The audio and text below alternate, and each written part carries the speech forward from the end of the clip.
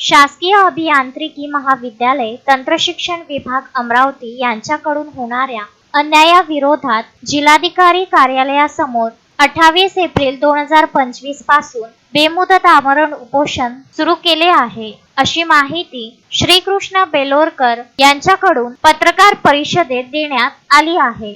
त्याच्यामुळे ते तुम्हाला पूर्ण बेनिफिट भेटायला पाहिजे. जर सेवा पुस्तक माझं 5,000 होतं त्या शेवटचं होतं माझं सेवानिवृत्त त्यावेळेस ते जर महालिका पाचकडे पाठवलं असतं तर मला माझी पेन्शन चालू झाली असती आणि मला माझे इतर बेनिफिट पण मिळाले असते. माझ्या मुलीचा जन्म मी त्याच्यासाठी काढू शकून नाही राहिलो, कारण अकरा माझ्या मुलीचा साखरपुडा झालेला आहे आणि पैशाच्या अभावी मी ते रस्ता काढू शकतो. त्याच्यामुळे आता मला काय करावं शेवटी उपकरणासारखा मला माझ्या दुसरा नाही दिसला म्हणून मी घेतलं. न्याय मिळालेला